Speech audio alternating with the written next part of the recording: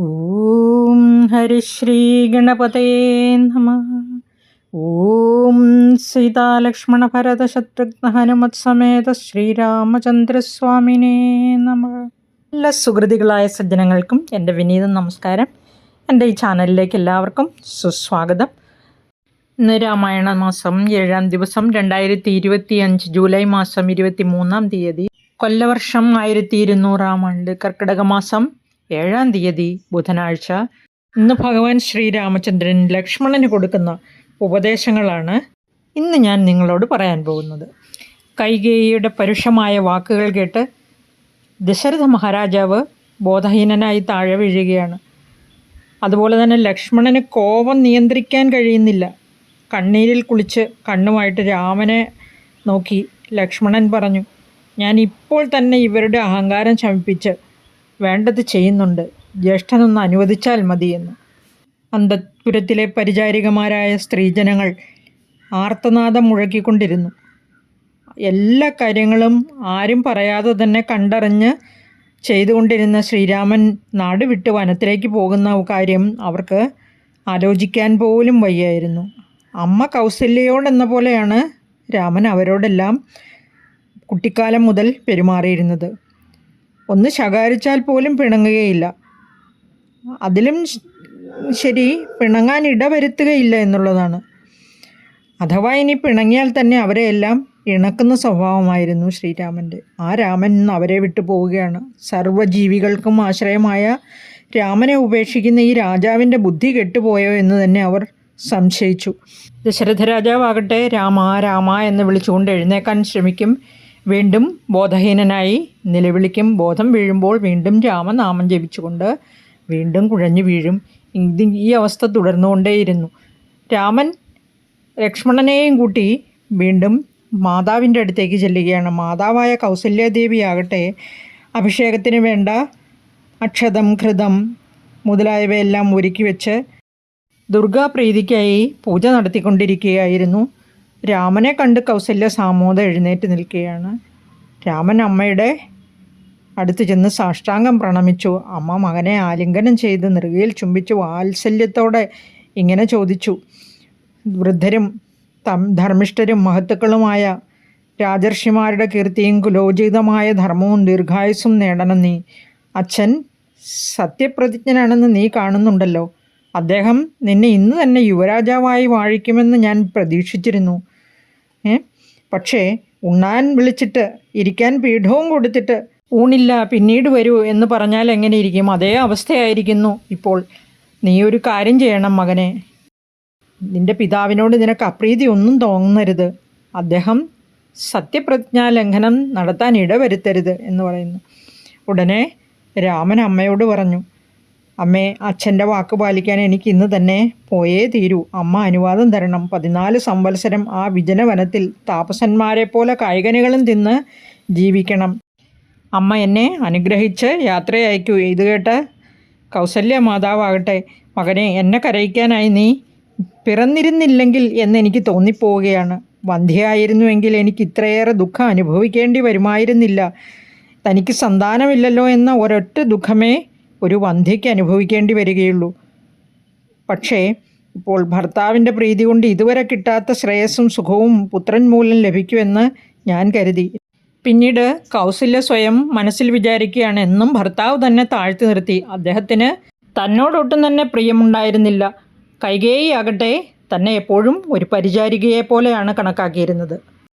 ഞാൻ സന്താന ലാഭത്തിനു വേണ്ടി അനുഷ്ഠിച്ച വ്രതങ്ങളും ദാനങ്ങളും യമനിയമങ്ങളും തപസ്സുമെല്ലാം പാഴ്നിലത്ത് വിതച്ച് വിത്ത് പോലെ പാഴായിപ്പോയല്ലോ ഈശ്വര. കടുത്ത ദുഃഖം കൊണ്ട് അകാലത്തിലും മരണം സംഭവിച്ചാൽ എത്ര നന്നായിരുന്നു. എനിക്കിന്ന് മകനെ പിരിഞ്ഞിരിക്കേണ്ട അവസ്ഥ വന്നല്ലോ. എനിക്കെന്തിനാണ് ഇങ്ങനെ ഒരു ജീവിതം? കിടാവിൻ്റെ പിറകെ പോകുന്ന പശുവിനെ പോലെ ദുർബലയായ ഞാനും മകൻ്റെ പിന്നാലെ പോയാലോ എന്ന് വിചാരിച്ച് ശ്രീരാമനോട് കൗസല്യ മാതാവ് തൻ്റെ ഇംഗിതം അറിയിക്കുന്നു. മകനെ, നീ വനത്തിലേക്ക് പോയാൽ നിൻ്റെ പുറകെ ഞാനും വരും. ആദ്യം ഇങ്ങനെയെല്ലാം പദം പറഞ്ഞു കരയുന്ന കൗസല്യയെ ആശ്വസിപ്പിച്ചിട്ട് ലക്ഷ്മണൻ പറഞ്ഞു, അമ്മേ, പെൺചൊല്ലു കേട്ട് രാജ്യം വെടിഞ്ഞ് ശ്രീരാമൻ കാട്ടിൽ പോകുന്നത് എനിക്ക് സമ്മതമേ അല്ല. അച്ഛൻ പറഞ്ഞത് അനുസരിക്കേണ്ട ഒരാവശ്യവുമില്ല. ഇതൊട്ടും ഉചിതം തന്നെയല്ല. അച്ഛൻ്റെ തീരുമാനം നടപ്പിലാക്കേണ്ട ആവശ്യമില്ല. നാട്ടിൽ നിന്ന് ആട്ടി കാട്ടിലയക്കാൻ തക്ക തെറ്റോ കുറ്റമോ ഒന്നും ജ്യേഷ്ഠൻ ചെയ്തിട്ടില്ലല്ലോ. അങ്ങനെയുള്ള ദേവതുല്യനും സരളനും വിനീതനും ശത്രുക്കൾക്ക് പോലും വാത്സല്യപാത്രവുമായ ഈ ജ്യേഷ്ഠനെ ധർമ്മം അറിയുന്നവരാരെങ്കിലും വെറുതെ ഇങ്ങനെ ശിക്ഷിക്കുമോ? കൈകേയി മാതാവിൻ്റെ പ്രേരണയാലാണല്ലോ പിതാവ് ഈ തീരുമാനമെടുത്തിരിക്കുന്നത്. അദ്ദേഹം ഇപ്പോൾ ജ്യേഷ്ഠന് ശത്രുവായി ഭവിച്ചിരിക്കുകയാണ്. ജ്യേഷ്ഠന് മാത്രമല്ല, ഈ ഞങ്ങൾക്കെല്ലാവർക്കും ഒരു മടിയും കൂടാതെ അദ്ദേഹത്തെ ശിക്ഷിക്കുകയോ തുറുങ്കിലടയ്ക്കുകയോ ചെയ്യേണ്ടതാണ്. ഗുരുവായാലും കളങ്കമേൽക്കുകയോ വേണ്ടതും വേണ്ടാത്തതും തിരിച്ചറിയാനാവാത്തതാകുകയോ വഴിതെറ്റിപ്പോകുകയോ ചെയ്താൽ ശാസിച്ച് നിലക്കി നിർത്തേണ്ടതാണ്. എന്ത് ബലം കണ്ടിട്ടാണ്, എന്ത് കാരണം കൊണ്ടാണ് കൈകേയി മാതാവിൻ്റെ പ്രേരണയാൽ ജ്യേഷ്ഠനെ വനത്തിലേക്ക് അയക്കുന്നത്? എന്ത് കഠോര പാപമാണ് പിതാവ് ചെയ്യാൻ പോകുന്നത്? ഇത് ആർക്കെങ്കിലും നീതീകരിക്കാവുന്നതാണോ? മൂത്ത ജ്യേഷ്ഠനായ ശ്രീരാമന് രാജ്യം നൽകാതെ ഭരതന് രാജ്യം നൽകുന്നത് ഉചിതമായ തീരുമാനമാണോ? ഭരതന് രാജ്യം നൽകുന്നതോ പോകട്ടെ, പകരം ജ്യേഷ്ഠൻ കാനനത്തിലേക്ക് പോകണമെന്ന നിർബന്ധ ബുദ്ധി കാണിക്കുന്നതെന്തിന്? അത് ശരിയായ തീരുമാനമാണോ? അതുകൊണ്ട് ജ്യേഷ്ഠ, അങ്ങ് അനുവദിക്കുമെങ്കിൽ ഞാനിതിനെല്ലാം പരിഹാരം കാണുന്നതാണ്, ക്ഷണനേരം കൊണ്ട് തന്നെ. കൗസല്യ വീണ്ടും വിലപിച്ചുകൊണ്ടേയിരുന്നു. മകനെ, നീ കാനനത്തിലേക്ക് പോയാൽ എനിക്ക് പിന്നെ ജീവിതമുണ്ടാകുകയില്ല. ഞാൻ ഉടനെ തന്നെ എൻ്റെ ദേഹം ത്യജിച്ച് പരലോകം പോകും. അതുകൊണ്ട് എന്നെ പിരിഞ്ഞ് നീ പോകല്ലേ. നിന്നെ പിരിഞ്ഞാൽ ജീവനോടെ ഇരിക്കാൻ അമ്മയ്ക്ക് സാധ്യമല്ല. ഇപ്രകാരം ദീനയായിട്ട് കേഴുന്ന കൗസല്യയോട് ധർമാത്മാവായ രാമൻ ധർമ്മയുക്തമായിട്ട് പറയുകയാണ്, അച്ഛൻ്റെ വാക്ക് അതിക്രമിക്കാൻ എനിക്ക് ശക്തിയില്ലമ്മേ. കാൽക്കൽ കുമ്പിട്ട് ഞാൻ കനിവിനായി യാചിക്കുകയാണ്. ഞാൻ കാനനത്തിലേക്ക് പോകാൻ ആഗ്രഹിക്കുന്നു. ഈ രാജ്യഭാരം ഭരതൻ തന്നെ നിർവഹിക്കട്ടെ. ശ്രീരാമൻ വീണ്ടും തുടർന്ന് കൗസല്യയോട് പറഞ്ഞു, കണ്ടു മഹർഷി തൻ്റെ പിതാവിൻ്റെ ആജ്ഞ അനുസരിച്ച് പശുവിനെ കൊല്ലുകയുണ്ടായി. നമുക്കറിയാം, ഗോഹത്യ മഹാപാപമാണ്. അപ്പോൾ പിതാവിൻ്റെ ആജ്ഞ അനുസരിച്ച് അതുപോലെയുള്ള ഗോഹത്യ ചെയ്യാൻ കണ്ടു മഹർഷി തയ്യാറായി. അതുപോലെ തന്നെ ഈ രഘുവംശത്തിലും പിതാവായ സഗരൻ്റെ ആജ്ഞ അനുസരിച്ച് സഗരപുത്രന്മാർ ഭൂമി കുഴിച്ച് എന്ന് പാതാള ലോകത്ത് നിന്ന് കപില മഹർഷിയാൽ കൊല്ലപ്പെട്ടല്ലോ. ജമദഗ്നിപുത്രനായ രാമനാകട്ടെ പിതൃവാക്യമനുസരിച്ച് അമ്മ രേണുകയെ കാട്ടിൽ വെച്ച് കോടാലി കൊണ്ട് വെട്ടിക്കൊന്നു. മാത്രമല്ല സഹോദരന്മാരെയും വധിച്ചു. ഇവരും ദേവതുല്യരായ മറ്റു പലരും പിതൃവാക്യം നിശ്ചിന്തം അനുസരിച്ച് പിതൃഹിതം ചെയ്യാൻ ആഗ്രഹിച്ചിട്ടുള്ളവരും ചെയ്തിട്ടുള്ളവരുമാകുന്നു. അങ്ങനെ ഞാൻ മാത്രമല്ല പിതൃവാക്യം അനുസരിക്കുന്നത്. അതുകൊണ്ട് അമ്മേ, ഞാൻ പറഞ്ഞിട്ടുള്ള ഇവരെല്ലാം അപ്രകാരം ചെയ്തതാണ്. അതുപോലെ എന്നെയും പിതാവിൻ്റെ ആജ്ഞ അനുസരിക്കാൻ അമ്മ അനുവദിക്കണം. അമ്മ എന്നെ അനുഗ്രഹിച്ച് യാത്ര അയക്കണം എന്ന് പറഞ്ഞു. അതിനുശേഷം തിരിഞ്ഞ് ലക്ഷ്മണനോട് ഇപ്രകാരം പറഞ്ഞു, ലക്ഷ്മണ, നിനക്ക് എന്നിലുള്ള ഗാഠമായ സ്നേഹം എനിക്കറിയാം. നിൻ്റെ ബലവും പരാക്രമവും തേജസ്സും എല്ലാം എനിക്കറിയാം. അമ്മ അത്യന്ത ദുഃഖം കൊണ്ടാണ് ഇങ്ങനെയെല്ലാം വിലപിക്കുന്നത്. സത്യത്തിൻ്റെ മാർഗം ആണ് ശരിയായ മാർഗം. അതുപോലെ ധർമ്മം പരിപാലിക്കേണ്ടത് നമ്മുടെ എല്ലാം ധർമ്മമാണ്. ആ ധർമ്മത്തിലാണ് സത്യം നിലനിൽക്കുന്നത് തന്നെ. പിതാവിൻ്റെ ഈ വാക്യം ധർമ്മസഹിതമാണ്. അതുകൊണ്ട് പിതാവിൻ്റെയോ മാതാവിൻ്റെയോ ബ്രാഹ്മണൻ്റെയോ ആജ്ഞ അനുസരിക്കേണ്ടതാണ്. ആജ്ഞ ധിക്കരിക്കാൻ നമുക്കാർക്കും സാധ്യമല്ല. അച്ഛൻ്റെ നിർദ്ദേശമനുസരിച്ച് ഞാൻ ദണ്ഡകാരണ്യത്തിന് പോകാൻ തീരുമാനിച്ചിരിക്കുകയാണ്. കൈകേയി മാതാവിൻ്റെ പ്രേരണയാലാണല്ലോ അച്ഛൻ എന്നോട് ഈ വിധം ആവശ്യപ്പെട്ടിരിക്കുന്നത്. ആകയാൽ ക്ഷത്രിയ ധർമ്മത്തെ വെടിഞ്ഞ് മറ്റൊന്നും ചെയ്യാൻ സാധിക്കുകയില്ല. അനുജ ലക്ഷ്മണ, ഞാൻ പറയുന്നതിനെ നീ കേൾക്കൂ. നിൻ്റെ തത്വം എനിക്ക് വളരെ മുമ്പേ തന്നെ അറിയാം. നിൻ്റെ ഉള്ളിൽ മറ്റാർക്കും ഉള്ളതിനേക്കാൾ സ്നേഹവും പ്രീതിയും വാത്സല്യവും എന്നോട് ഉണ്ടെന്നും അറിയാം. നിന്നാൽ ഒരു കർമ്മവും അസാധ്യമായിട്ടില്ല എന്നും അറിയാം. പക്ഷേ ഞാൻ പറയുന്നത് ദയവായി നീ അനുസരിക്കണം. നമ്മുടെ ദൃഷ്ടിക്ക് ഗോചരമായ രാജ്യവും ധനം ധാന്യം എന്തിന്, ദേഹം പോലും നിത്യമല്ല, എല്ലാം അല്പകാലത്തേക്ക് മാത്രമാണ്. നാം അങ്ങനെയുള്ള ഈ ഭോഗവസ്തുക്കൾക്ക് വേണ്ടി എന്തിനു പ്രയാസപ്പെടണം? നിത്യമായിട്ടുള്ളത് ഒന്നേയുള്ളൂ, ആ പരമാത്മാവ് മാത്രം. എല്ലാ ഭോഗങ്ങളും ക്ഷണികമാണ് എന്ന് പറഞ്ഞിരിക്കുന്ന രാമായണം 95-ാം പേജിലെ വരികൾ ശ്രദ്ധിക്കുക. ഭോഗങ്ങളെല്ലാം ക്ഷണപ്രഭാചഞ്ചലം വേഗേന നഷ്ടമായുസ്സുമോർക്ക നീ വന്യസന്തപ്തലോഹസ്താംബുബിന്ദുന സന്നിഭം മർത്യജന്മം ക്ഷണഭംഗുരം ചക്ഷുശ്രവണകളസ്ഥമാം ദർദുരം ഭക്ഷണത്തിനപേക്ഷിക്കുന്നതുപോലെ കാലാഹിന പരിഗ്രസ്ഥമാം ലോകവും ആലോലചേതസ ഭോഗങ്ങൾ തേടുന്നു. പുത്രമിത്രാർദ്ധകളത്രാദിസംഗമം എത്രയും അല്പകാലസ്ഥിതമോർക്ക നീ. പാണ്ഡർ പെരുവഴി അമ്പലം തന്നിലെ താന്തരായി കൂടി വിയോഗം വരും പോലെ നദ്യാമൊഴുകുന്ന കാഷ്ഠങ്ങൾ പോലെയും എത്രയും ചഞ്ചലമാലയ സംഗമം. ലക്ഷ്മിയും അസ്ഥിരയല്ലോ മനുഷ്യർക്കു, നിൽക്കുമോ യൗവനവും പുനരധ്രുവം. സ്വപ്നസമാനം കളത്ര സുഖം നൃണാം അല്പമായുസ്സും നിരൂപിക്ക ലക്ഷ്മണ. രാഗാതിസങ്കുലമായുള്ള സംസാരമാകെ നിരൂപിക്കിൽ സ്വപ്നതുല്യം സഖേ. ഓർക്ക ഗന്ധർവ നഗര സമമതിൽ മൂർഖന്മാർ നിത്യമനുക്രമിച്ചിടുന്നു. ആദിത്യദേവനുദിച്ചിതു വേഗേന യാതപതിയിൽ മറഞ്ഞിതു സത്വരം. നിദ്രയും വന്നിതു ദയശൈലോപരി വിദ്രുതം വന്നിതു പിന്നെയും ഭാസ്കരൻ. യുദ്ധം അതിഭ്രമമുള്ളോരു ജന്തുക്കൾ ചിത്തേ വിചാരിപ്പതില്ല കാലാന്തരം.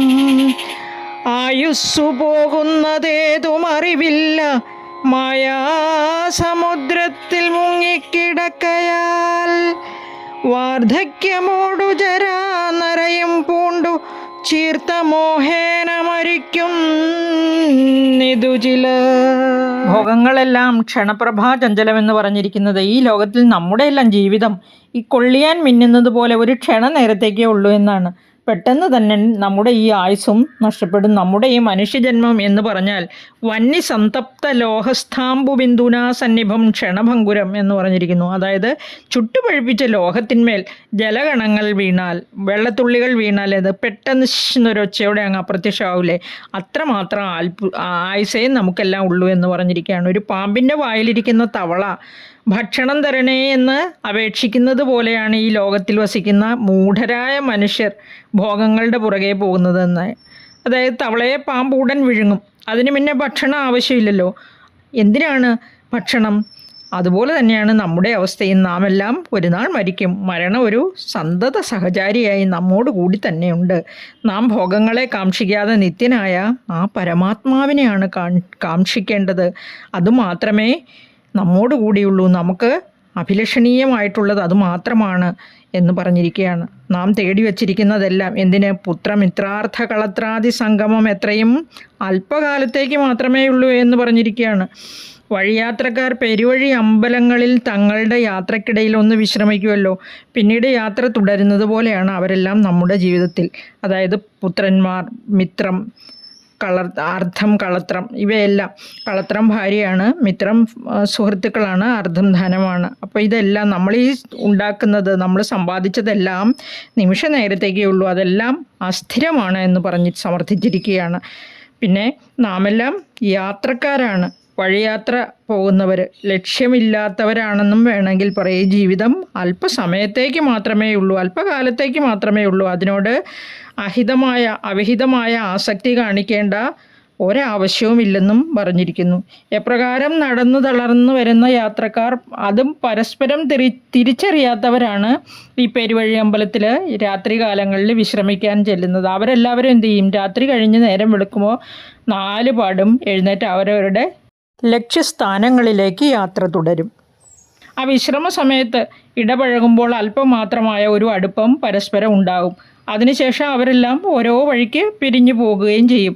നമ്മുടെ ജീവിതത്തെയും അങ്ങനെയാണ് ഉപമിച്ചിരിക്കുന്നത്. അതായത് ഭൂമി ഒരു പെരുവഴി അമ്പലവും നാമെല്ലാം അതിലെ യാത്രക്കാരും. അത്ര തന്നെ, ഓരോരുത്തരും ഓരോ വഴി പിരിഞ്ഞു പോകുന്നു. വേറൊരു ഉദാഹരണം, നദിയിലൂടെ വെള്ളപ്പൊക്ക സമയത്ത് കാഷ്ഠങ്ങൾ ഒഴുകി വരുന്നത്, അതായത് മരത്തടികൾ ഒഴുകി വരുമല്ലോ, ആ മരത്തടികളെയാണ് എല്ലാ തടിക്കഷ്ണങ്ങളും പലതരത്തിലുള്ളവയുണ്ടാകാം, വലുതും ചെറുതും. അതായത് വൻ വൃക്ഷങ്ങൾ മുതൽ ചെറിയ പാഴ്ത്തടികൾ വരെ ഉണ്ടാകും, പല ജാതി തടിക്കഷ്ണങ്ങൾ. അവ ചില സമയം ചേർന്നൊഴുകും, ചില സമയം ബന്ധമില്ലാതെ ചിതറി ഒഴുകും. അവസാനം ഒരിടത്ത് ചെന്ന് ചേരും, അതായത് സമുദ്രത്തിൽ ചെന്ന് ചേരും. നമുക്കറിയാം, നദികളെല്ലാം സമുദ്രത്തിലേക്ക് ചെന്ന് ചേരുന്നത് പോലെ നാം ആ മരത്തടികളെ പോലെ ഒഴുകി ഒഴുകി പരമാത്മാവിൽ ചെന്ന് വിലയം പ്രാപിക്കും. ആ പരമാത്മാവിൽ വിലയം പ്രാപിക്കാനാണ് നാം എല്ലാം പരിശ്രമിച്ചുകൊണ്ടിരിക്കുന്നത് എന്നർത്ഥം. പെരുവഴി അമ്പലത്തിലെ സംഗമം പോലെയും മരത്തടികളെ പോലെയുമാണ് നമ്മുടെ ഈ അല്പനേരത്തേക്കുള്ള നമ്മുടെ എല്ലാം ഭവനങ്ങളിലെ താമസം പോലെ എന്നാണ് പറഞ്ഞിരിക്കുന്നത്. പൂന്താനം നമ്പൂതിരി ജ്ഞാനപ്പാനയിൽ പറഞ്ഞിരിക്കുന്നത് ഇത് തന്നെയാണ്. അതും വായിക്കാം അല്ലേ? വളരെ ലളിതമായ രചനയല്ലേ പൂന്താനം നമ്പൂതിരിയുടെ. ജീവിതത്തിൻ്റെ നശ്വരതയെക്കുറിച്ച് തുടർന്ന് ഇങ്ങനെ പറയുകയാണ് ശ്രീരാമൻ. പിന്നീട് പറഞ്ഞിരിക്കുന്നത് ശ്രദ്ധിക്കുക. ലക്ഷ്മിയും അസ്ഥിരയല്ലോ മനുഷ്യർക്ക് നിൽക്കുമോ യൗവനവും പുനരധ്രുവം. അധ്രുവം എന്ന് പറഞ്ഞാൽ അനിത്യം എന്നാണ്, നിത്യമല്ലാത്തത്. ലക്ഷ്മി എന്ന് ഉദ്ദേശിച്ചിരിക്കുന്നത് ധനത്തെയാണ്, ഐശ്വര്യത്തെയാണ്. അസ്ഥിരയാണ് ഈ ലക്ഷ്മിയും. മനുഷ്യർക്ക് കയ്യിലുള്ള ധനം എപ്പോഴും ഉണ്ടാവുമെന്ന് പറയാൻ വയ്യ അല്ലേ? അതുപോലെ തന്നെയാണ് യൗവനവും. യൗവനം നിലനിൽക്കുക എന്നെന്നും, അതായത് വാർദ്ധക്യത്തിലേക്ക് വഴിമാറും യൗവനമില്ലേ? യൗവനാവസ്ഥ എന്ന് പറഞ്ഞാൽ മനുഷ്യ ജീവിതത്തിലെ സുവർണകാലമാണ്. ആരോഗ്യം, യൗവനം ഇവയെല്ലാം നിറഞ്ഞ് എല്ലാം തികഞ്ഞ സമയമാണ്. അപ്പോൾ ആ യൗവന സമയത്ത് നമ്മളെല്ലാം എന്ത് ചെയ്യും? ആരോഗ്യം, ബുദ്ധി, സൗന്ദര്യം എല്ലാം കൂടി ചേർന്ന് ആ പരിപൂർണതയിൽ എത്തി നിൽക്കുന്ന സമയം. എന്നാൽ നമ്മളെല്ലാം ധനസമ്പാദനത്തിനായി നമ്മുടെ ലക്ഷ്യത്തിലേക്കുള്ള പ്രയാണത്തിൽ ഇങ്ങനെ ഏർപ്പെട്ട് ജീവിക്കാൻ തന്നെ മറന്നു പോകുന്ന അവസ്ഥയാണ്. ഈ യൗവനാവസ്ഥയും നമ്മോടുകൂടി എന്നും ഉണ്ടാകുമോ?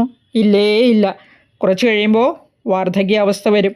യൗവനത്തിൽ വിവാഹിതരായി ഭാര്യ അല്ലെങ്കിൽ ഭർത്താവുമായി സുഖിച്ചു വാഴും. ഭാര്യയും ഭർത്താവും ഒരുമിച്ച് വാഴാമെന്ന് പ്രതിജ്ഞയെടുത്ത് പരസ്പരം ആശ്രയിച്ചും സ്നേഹിച്ചും ജീവിതം തുടങ്ങും. എന്നാൽ ഈ ഭാര്യാസുഖവും ഭർത്തൃസുഖവും നിത്യമാണോ? സ്ഥിരമാണോ? അതും ഒരു സ്വപ്നം പോലെയാണെന്നാണ് പറഞ്ഞിരിക്കുന്നത്. അല്പകാലത്തേക്കേ ഉള്ളൂ എന്നറിയുക. നാം വളരെ ശ്രദ്ധയോടെ പരിപാലിച്ചു കൊണ്ടുവരുന്ന നമ്മുടെ ഈ ഓമന ശരീരമുണ്ടല്ലോ, ആ നമ്മുടെ ശരീരത്തിൽ വസിക്കുന്ന ദേഹി, അതായത് നമ്മുടെ ആയുസ്, ആത്മാവ്, അതും അല്പായുസാണെന്നറിയണം നമ്മൾ. രാഗാതിസങ്കുലമായുള്ള എന്ന് പറഞ്ഞിരിക്കുന്ന പരസ്പര സ്നേഹത്താൽ അനുരാഗത്താൽ കെട്ടി ഉയർത്തിക്കൊണ്ടുവരുന്ന നമ്മുടെ ഈ ലൗകിക ജീവിതം വെറും ഒരു സ്വപ്നത്തിന് തുല്യമാണ്. അല്പനേരത്തേക്കേ ഉള്ളൂ. ആയുസ്സിനെ കുറിച്ച് ഇങ്ങനെയാണ് രാമായണത്തിൽ പറഞ്ഞിരിക്കുന്നത്. ആമകുംഭാംബു സമാനമായുസ്സുടൻ പോമതേതും ധരിക്കുന്നതില്ലാരുമേ. രോഗങ്ങളായുള്ള ശത്രുക്കളും വന്നു ദേഹം നശിപ്പിക്കുമേവനും നിർണയം. വ്യാഘ്രിയെപ്പോലെ ജരയും അടുത്തു വന്നാക്രമിച്ചിടും ശരീരത്തെ നിർണയം. മൃത്യുവും കൂടൊരു നേരം പിരിയാതെ ഛിദ്രവും പാർത്തുള്ളിലിരിക്കുന്നു. ആമ കുംഭാംബു സമാനം എന്ന് പറഞ്ഞിരിക്കുന്നത് ഇവിടെ ചുടാത്ത പച്ച മൺകുടത്തിനെയാണ്. അതിന് ആയുസ് കുറവാണ്. അതിലെ ജലം എന്ന് പറഞ്ഞാൽ പെട്ടെന്ന് ആ വെള്ളം ഇരുന്നാൽ കുടം തന്നെ അങ്ങ് ആ വെള്ളത്തിൽ അലിഞ്ഞ് ഉടഞ്ഞു പോവും. അത്രയ്ക്ക് ക്ഷണഭങ്കുരമാണ് എന്ന് പറഞ്ഞിരിക്കുകയാണ് നമ്മുടെ ആയുസ്. ശ്രീരാമൻ തുടർന്നും പറഞ്ഞുകൊണ്ടേയിരുന്നു, ലക്ഷ്മണ, നമ്മുടെ ഈ ആയുസ് അല്പം നേരത്തേക്ക് മാത്രമേ ഉള്ളൂ. ലൗകിക ജീവിതം വെറും ഒരു സ്വപ്നത്തിന് തുല്യമാണ്. ഗന്ധർവ നഗര സമാനമാണത് എന്ന് പറഞ്ഞിരിക്കുന്നു. എന്തുകൊണ്ടാണ് അങ്ങനെ പറയുന്നത്? നാം പറയും സ്വർഗം നരകം എന്നെല്ലാം. നമ്മളിൽ ആരെങ്കിലും സ്വർഗമോ നരകമോ കണ്ടിട്ടുണ്ടോ? അതുപോലെ ഗന്ധർവ നഗരവും ഒരു ഭാവനയാണ്. നമുക്ക് സ്വപ്നം കാണാം. ഗന്ധർവ നഗര സമമായ ആ ലോകം നമ്മൾ സ്വപ്നം കണ്ട്, നമ്മൾ എന്ന് പറയണ്ട, മൂഢന്മാർ സ്വപ്നം കണ്ടു എന്നാണ് പറയുന്നത്. അങ്ങനെ ജീവിതം കഴിച്ചു കൂട്ടും. സ്വർഗത്തിൽ പോകും. ഗന്ധർവ നഗരത്തിന് സമമാണത്. നമ്മളങ്ങനെ സുഖിച്ചു കഴിയും മരിച്ചു കഴിഞ്ഞ് എന്നൊക്കെ വിചാരിക്കും. അങ്ങനെ അതെല്ലാം സങ്കല്പമാണ് അല്ലേ? ദിവസവും സൂര്യൻ ഉദിക്കുന്നു, അതുപോലെ വേഗേന മറയുന്നു. സമുദ്രത്തിൽ മറയുന്നു എന്നാണ്, യാതപതിയിൽ വേഗേന മറയുന്നു എന്ന് പറഞ്ഞിരിക്കുന്നത്. നമ്മളെല്ലാം ഉറങ്ങുന്നു, സൂര്യൻ വീണ്ടും ഉദിക്കുന്നു, അസ്തമിക്കുന്നു. ഈ പ്രക്രിയ ഇങ്ങനെ തുടർന്നുകൊണ്ടേയിരിക്കും. ഈ ദിവസങ്ങൾ അങ്ങനെ കടന്നു പോകുന്നു. ഇങ്ങനെ അനുസ്യൂതം തുടർന്നുകൊണ്ടേയിരിക്കും. ഇതെല്ലാം ഒരുമാതിരി മനസ്സിൻ്റെ ഭ്രമം മാത്രമാണ് എന്ന് ലക്ഷ്മണനോട് പറയുകയാണ്. കാലങ്ങളുടെ അന്തരമോ വരുന്ന മാറ്റങ്ങളോ ഒന്നും മൂഢപ്രകൃതികളായ നാം മനുഷ്യർ അറിയുന്നില്ല. നാം വെറുതെ ഉണ്ട് ഉറങ്ങി ഈ അവസ്ഥ ഇങ്ങനെ തുടർന്നുകൊണ്ടേ പോകും. കാലാന്തരത്തിൽ ജരാനരകൾ ബാധിച്ച് ഒരു ദിവസം അങ്ങ് മരിച്ചു പോകും. മൃത്യുവാണെങ്കിൽ നമ്മോടുകൂടി എപ്പോഴും ഉണ്ടല്ലേ. എപ്പോഴാണ് അത് ഛിദ്രവും വാർത്തങ്ങിരിക്കുന്നു എന്നാണ് പറഞ്ഞിരിക്കുന്നത്. ഛിദ്രം എന്ന് പറഞ്ഞിരിക്കുന്നത് അവസരം, പഴുത് എന്നാണ്. എപ്പോഴാണ് നമ്മുടെ ആത്മാവിനെ എടുത്തുകൊണ്ട് പോകേണ്ടത് എന്ന് വിചാരിച്ചിരിക്കും. ആത്മാവ് പോയാൽ പിന്നെ ശരീരത്തിന് നിലനിൽപ്പില്ലല്ലോ. ആ ആത്മാവിന് വസിക്കാനുള്ള ഒരു കൂടാണ് നമ്മുടെ ശരീരം. അപ്പോൾ ഇനി മറ്റു ചിലരെന്ത് ചെയ്യും? കണ്ണുകൾക്കെല്ലാം കണ്ടറിഞ്ഞാൽ കൂടി, അതായത് എല്ലാം സൂക്ഷ്മമായിട്ട് നിരീക്ഷിച്ചാൽ കൂടി ഈ മായാവൈഭവത്തെ തിരിച്ചറിയുന്നില്ല. അവർ വിചാരിക്കും സൂര്യൻ ഉദിച്ചു, ഇപ്പോൾ പകൽ, അസ്തമിച്ചു, രാത്രി. ഇങ്ങനെ തുടർന്നുകൊണ്ടേയിരിക്കും. ഇക്കൂട്ടരും മൂഢാത്മാക്കൾ തന്നെ. അവരാരും പരമാത്മ തത്വത്തെ അറിയാൻ ശ്രമിക്കുന്നില്ല. പരബ്രഹ്മസ്വരൂപമായ പരബ്രഹ്മമൂർത്തിയായ ഭഗവാന്റെ ലീലകളാണിതെന്ന് മനസ്സിലാക്കാതെ ജീവിച്ചു മരിക്കും. അർത്ഥമില്ലാത്ത ജീവിതമാണ് അവരെല്ലാം നയിക്കുന്നത് എന്നാണ് പറഞ്ഞിരിക്കുന്നത്. അപ്പോൾ ശ്രീരാമൻ മനുഷ്യരുടെ മനുഷ്യജന്മത്തിൻ്റെ അസ്ഥിരതയെക്കുറിച്ചാണ് ലക്ഷ്മണനോട് പറയുന്നത്. ചൂളയിൽ വെച്ച് ചുട്ടെടുക്കാത്ത മൺപാത്രത്തിൽ ശേഖരിക്കുന്ന ജലം പോലെയാണ് മൂഢന്മാരുടെ ജീവിതം എന്ന് പറഞ്ഞിരിക്കുന്നു. നാമെല്ലാം മൂഢന്മാരാണോ ബുദ്ധിമാന്മാരാണോ എന്ന് സ്വയം ചിന്തിച്ച് കണ്ടുപിടിക്കുക. നമ്മുടെ എല്ലാം മനുഷ്യജന്മവും മൺപാത്രത്തിലെ ജലം പോലെ നിഷ്ഫലമായി പോകാതെ ജീവിച്ചിരിക്കുന്ന സമയത്ത് സത്കർമ്മങ്ങൾ ചെയ്ത് പരമാത്മതത്വത്തെ അറിഞ്ഞ് ആ പരമാത്മാവിനെ മനസ്സിലാക്കി ഭക്തിയോടെ ജീവിക്കാനാണ് ഇവിടെ ഉപദേശിച്ചിരിക്കുന്നത്. രോഗങ്ങൾ ശത്രുക്കളെ പോലെ വന്ന് നമ്മുടെ ശരീരത്തെ ആക്രമിച്ച് കീഴ്പ്പെടുത്തും എന്ന് പറഞ്ഞിരിക്കുന്നു. രോഗം മാത്രമല്ല, ജരാനരകളും ഒരു കടുവയെപ്പോലെ വന്ന് നമ്മുടെ ശരീരത്തെ ആക്രമിച്ച് കീഴ്പ്പെടുത്തും. മാത്രമല്ല, ഇതൊന്നും അറിയാതെ ഒരു സ്വപ്നലോകത്ത് ജീവിക്കുന്നത് പോലെ നാം മനക്കോട്ടകൾ കെട്ടും ഇല്ലേ? അതും പൂന്താനം ജ്ഞാനപ്പാനയിൽ പറഞ്ഞിട്ടുണ്ട്. എല്ലാവരും തന്നെ ജ്ഞാനപ്പാന വായിച്ചിട്ടുണ്ടാവുമെന്ന് ഞാൻ വിചാരിക്കുന്നു. അത് വളരെ സരസമായിട്ട് മനസ്സിലാകാവുന്ന ഭാഷയിൽ എഴുതിയിരിക്കുന്ന ചെറിയൊരു ബുക്കാണ്. അത് വായിച്ചാൽ മനസ്സിലാവുകയും ചെയ്യും. മലയാളത്തിലാണ് എഴുതിയിരിക്കുന്നത്. അതുകൊണ്ട് അത് വായിക്കുക, അപ്പം മനസ്സിലാക്കും. മനുഷ്യരിങ്ങനെ പ്രതീക്ഷയോടെ മുന്നോട്ട് പോകുന്നതാണ് അതിലെഴുതിയിരിക്കുന്നത്. രോഗം, ദുരിതം, അതുപോലെ തന്നെ മറ്റ് ധനപരമായ ബുദ്ധിമുട്ട്, എന്തൊക്കെ കഷ്ടപ്പാടുകൾ വന്നാലും നാം മുമ്പോട്ട് ചിന്തിക്കുന്നത് എന്താണ്? ഇതെല്ലാം മാറും, ഒരു നല്ല സമയം വരും ഇല്ലേ? നമ്മൾ ജ്യോതിഷ ഫലം നോക്കും, ജ്യോത്സ്യന്മാരെ സമീപിക്കും, അമ്പലത്തിൽ പോകും, വഴിപാട് കഴിക്കും, ഭഗവാനോട് അകമഴിഞ്ഞ് പ്രാർത്ഥിക്കും. അവിടെയെല്ലാം നമ്മെ മുമ്പോട്ട് നയിക്കുന്നത് പ്രതീക്ഷകൾ തന്നെയാണ്. മനുഷ്യർ പ്രതീക്ഷകളിന്മേലാണ് ജീവിക്കുന്നത് അല്ലേ? അപ്പോൾ ഇവിടെ ശ്രീരാമൻ പറഞ്ഞിരിക്കുന്നത് ഇതെല്ലാം വെറും ക്ഷണഭങ്കുരമാണ്.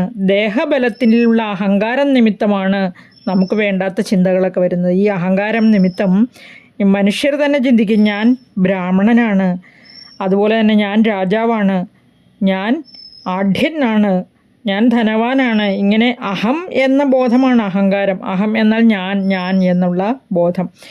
അങ്ങനെ എന്നാൽ ഉള്ളിലേക്ക് നാം ഒന്ന് സൂക്ഷിച്ച് നോക്കിയാൽ ദേഹവും ദേഹിയുമാണ്. ദേഹം പഞ്ചഭൂത നിർമ്മിതമാണെന്ന് ഞാൻ കഴിഞ്ഞ വീഡിയോയിൽ പറഞ്ഞിരുന്നു. ഈ ദേഹം എല്ലാവർക്കും ഒരുപോലെയല്ലേ? ഒരു കാട്ടിൽ കൂടി കടന്നു പോകുമ്പോൾ ഒരു കടുവ നമ്മെ ആക്രമിക്കാൻ വരുന്നു. അപ്പോൾ കടുവയോട് എന്നെ വധിക്കരുത്, ഞാൻ ബ്രാഹ്മണനാണ്, എന്നെ ആക്രമിക്കല്ലേ എന്ന് പറഞ്ഞാൽ അത് കേൾക്കുമോ? അതുപോലെ തന്നെ ആഢ്യനായ ഉന്നത കുലജാതനായ വ്യക്തി വരുന്നു, അവനെ കടുവ ആക്രമിക്കാൻ വരുമ്പോൾ ഞാൻ ഉന്നത കുലജാതനാണ് എന്ന് പറഞ്ഞാൽ കടുവ അനുസരിക്കുമോ?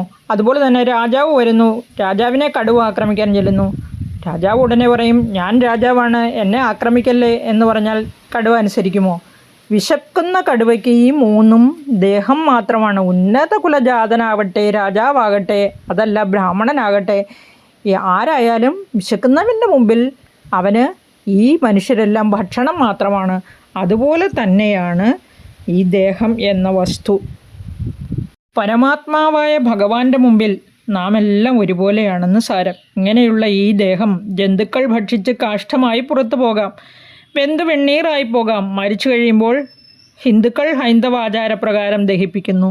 അപ്പോൾ വെണ്ണീറായി, ചാരമായി, അല്ലേ? ഇനി മണ്ണിൽ കുഴിച്ചിട്ടാലോ കൃമികളായി മാറും. അതിനും സ്ഥിരതയില്ല. ഇങ്ങനെ ഏത് വേണമെങ്കിലും സംഭവിക്കാം.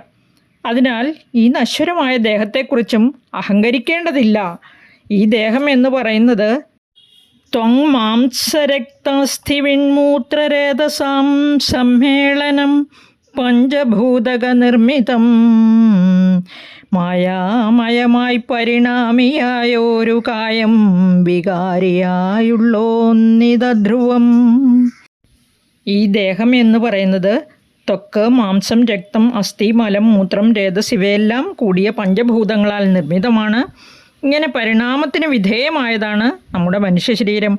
പരിണാമത്തിന് വിധേയമല്ലാത്തത്, അവികാരിയായത്, അനിത്യമായത് ഒന്ന് മാത്രമേ ഉള്ളൂ, ആ പരമാത്മാവ്, ആ ചിത്പുരുഷൻ. ആ പരമാത്മാവിനെ അറിയുക.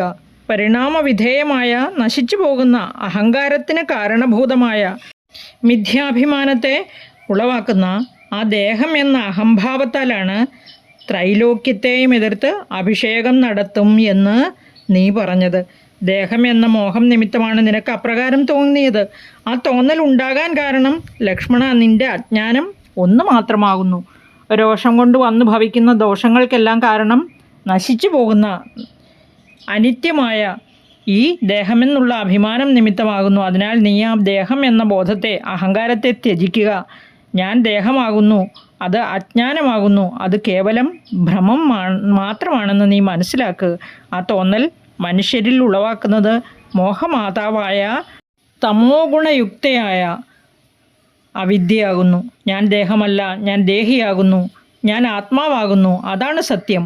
മോഹത്തെ നശിപ്പിക്കുന്നതാണ് ജ്ഞാനം, അതായത് പരമാത്മജ്ഞാനം. ലൗകിക മോഹങ്ങൾക്ക് കാരണം അജ്ഞാനവും, അതായത് പരമാത്മതത്വം അറിയാതിരിക്കുക, അത് അവിദ്യ. ലൗകിക മോഹങ്ങളിൽ നിന്നും നമ്മെ രക്ഷിക്കുന്നത് വിദ്യ, അതായത് ജ്ഞാനം, പരമാത്മസ്വരൂപത്തെ അറിയൽ, ആ ബ്രഹ്മതത്വം അറിയുക. അതിനാൽ മോക്ഷാർത്ഥിയായി, മോക്ഷത്തെ അർത്ഥിക്കുന്നവനായിട്ട് ഏകാഗ്രചിത്തനായി ഭഗവാനെ ധ്യാനിക്കണം. അതൊന്നു മാത്രമാണ് കരണീയമായിട്ടുള്ളത്. അങ്ങനെ ഏകാഗ്രചിത്തനായി ധ്യാനിക്കുമ്പോൾ കാമക്രോധ ലോഭമോഹാദികൾ നമ്മെ വിട്ടുപോകും. അവ നമ്മുടെ ശത്രുക്കളാണെന്നറിയുക. കാമക്രോധ ലോഭമോഹാദികളിൽ ഏറ്റവും ശക്തൻ ക്രോധമാണ്. ഇപ്പോൾ ലക്ഷ്മണൻ്റെ കണ്ണുകളിൽ കത്തിയെരിഞ്ഞുകൊണ്ടിരുന്ന ആ ക്രോധാഗ്നി, ആ ക്രോധമാണ് നമ്മുടെ വഴിയിൽ തടസ്സമായി വരുന്നത്. അതായത് മോക്ഷത്തിലേക്കുള്ള നമ്മുടെ പാതയിൽ ഏറ്റവും ശക്തനായി നിൽക്കുന്നത് ഈ ക്രോധമാണ്. അതുകൊണ്ട് തന്നെ അധർമ്മം ചെയ്യാൻ പ്രേരിപ്പിക്കുന്നതും ക്രോധം തന്നെ. മായാബന്ധം ഉണ്ടാക്കുന്നതും ക്രോധം തന്നെ. വിവരമുള്ളവർ ക്രോധം എന്ന ശത്രുവിനെ അകറ്റി നിർത്തണം. ക്രോധം തന്നെയാണ് യമൻ. അതായത് ക്രോധം മൂലം മരണം വരെ സംഭവിക്കാം എന്നർത്ഥം. നമ്മിൽ നിന്നും ക്രോധം അകലുമ്പോൾ, അതായത് ക്രോധത്തെ അകറ്റി നിർത്തുമ്പോൾ പരമാത്മജ്ഞാനം നമ്മിലുണ്ടാകും. ആ ചൈതന്യം നിറയും, ജീവിതം പ്രകാശമയമാകും. ഇങ്ങനെ രാമൻ ഉപദേശിച്ചുകൊണ്ടേയിരുന്നു ലക്ഷ്മണനെ. നമുക്കിതിൻ്റെ ബാക്കി ഭാഗം ഇനി അടുത്ത വീഡിയോയിൽ കേൾക്കാം. എല്ലാവർക്കും നന്ദി, നമസ്കാരം, ശുഭദിനം നേരുന്നു. നിങ്ങളുടെ ജീവിതം സമാധാനവും സന്തോഷവും ഐശ്വര്യവും നിറഞ്ഞതാകട്ടെ എന്ന് ആത്മാർത്ഥമായി ഭഗവാനോട് പ്രാർത്ഥിക്കുന്നു. നിങ്ങൾ ആദ്യമായിട്ടാണ് ചാനൽ കാണുന്നതെങ്കിൽ സബ്സ്ക്രൈബ് ചെയ്യുമല്ലോ. അതുപോലെ ലൈക്ക് ചെയ്യാനും കമൻറ്റ് ചെയ്യാനും ഷെയർ ചെയ്യാനും മടിക്കല്ലേ എന്ന് അപേക്ഷിക്കുന്നു.